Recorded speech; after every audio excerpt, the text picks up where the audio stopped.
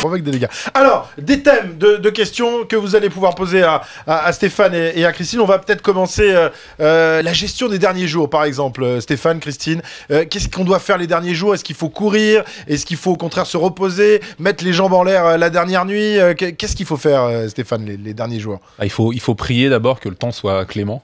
Parce que ça peut ruiner un marathon. Non, je rigole, mais c'est vrai qu'on est souvent très concentré sur la météo, on regarde les prévisions, parce que ça change tout. Un marathon sous la pluie avec 4 degrés ou par un temps couvert avec 10 degrés, au sec, c'est complètement différent. Donc on est très préoccupé par ça, mais plus sérieusement, au niveau de la préparation, tout est fait, on l'a dit déjà, mais vraiment dans la dernière semaine, tout est fait. Donc c'est juste rechercher ce qui est bon pour les sensations.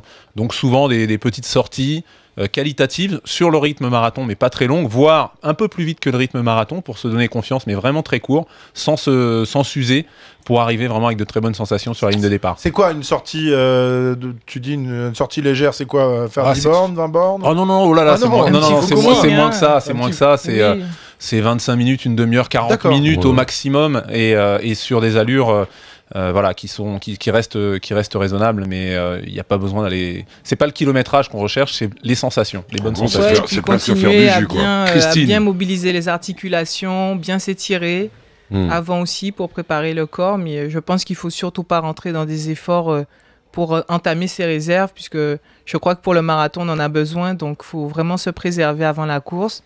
Et puis bien manger, bien s'hydrater, quoi. Après, il y a un problème de confiance aussi, parce qu'il y a une peur pour ton premier marathon. Moi, je sais, mon premier marathon que j'ai préparé, que je n'ai pas fait, puisque c'était à New York l'année dernière et qu'on a subi un ouragan. Mais oui, c'est ce que disait Stéphane, il faut faire attention au temps. Voilà, il faut faire attention au temps. Crois-moi, moi, j'ai été Vincent verni. a prié pour que la tempête arrive. Écoute-moi, quand j'ai vu la tempête se lever le soir, j'ai dit, si tout va bien, demain, on est au bar à l'apéro à 8h. Et comme à 8h le matin. Les dieux, et Harold m'a entendu, m'a fait souffler un zèf terrible.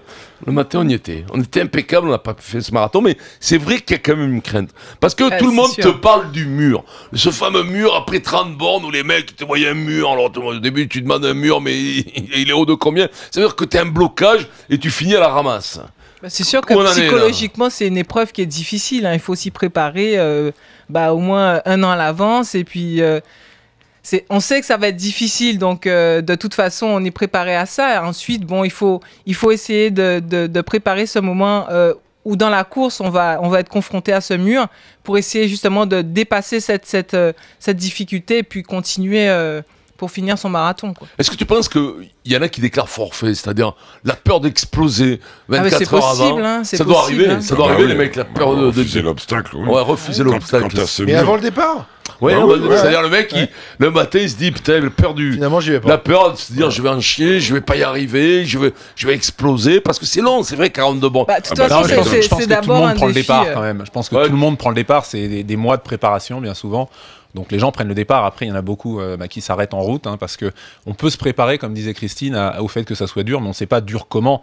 Et en général, quand c'est un premier marathon, c'est une découverte. Et même si on a vécu des choses difficiles, j'en ai vécu sur la piste, sur un 400 mètres, c'est difficile, mais différemment.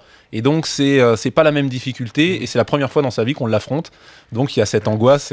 Souvent, il y a des problèmes de pied, d'ampoule, c'est par là que les gens arrêtent ou souffrent le plus, paraît-il. Oui, il y a ces problèmes-là. C'est vrai qu'on peut être démoli de se dire on s'arrête à cause d'une ampoule, quoi. On s'est préparé des mois, et parfois il y en a qui se lèvent à 5h du matin, 6h, parce qu'avec le travail, ils peuvent pas faire autrement. C'est un gros engagement, on laisse des choses de côté, un peu la vie de famille parfois, quand on veut se préparer, et puis être arrêté à cause d'une ampoule, c'est assez dur. Il faut choisir de bonnes chaussures. C'est essentiel. Bien préparer ses pieds aussi. Cordonnier, toujours le plus mal chaussé, mais là, en l'occurrence, un coureur de marathon doit avoir des bonnes chaussures. Eric est avec nous, au 32-16. Non, c'est pas Eric Dimeco. On rappelle que nous sommes à 4 jours du départ du marathon et qu'on donne évidemment des conseils aux uns aux autres. Eric veut poser une question. Salut Eric. Oui, bonjour à toute l'équipe, que des champions ce soir encore. Bonjour. Bonjour. Oui, bonjour Christine, bonjour Stéphane, bonjour à toute l'équipe. Donc oui, moi c'est la semaine repos, on va dire, avant l'essor. Donc les Éthiopiens et les Kenyans n'ont qu'à bien se tenir là. Donc la question c'était un petit peu au niveau alimentation. Qu'est-ce qu'on prévoit pour les derniers jours? Pâtes uniquement. Est-ce qu'il y a d'autres choses à prévoir? Pas que des pâtes, il faut des féculents d'une manière générale. Donc il y a les lentilles, les haricots rouges, les légumineuses qu'il faut manger. Bien sûr. Non, pas des choses lourdes. Mais, de la bière, tu peux boire, c'est bon, ça hydrate. Oui. Donc continuer les légumes verts et puis privilégier à mon sens de la viande blanche, pas trop de viande rouge hein, parce que pour les déchets c'est pas terrible pour les toxines. Donc pas mal privilégier ça et puis continuer à bien boire, mais et puis aussi bien évidemment manger des fruits 2 heures avant le repas ou après 3 heures pour justement pour avoir une bonne digestion.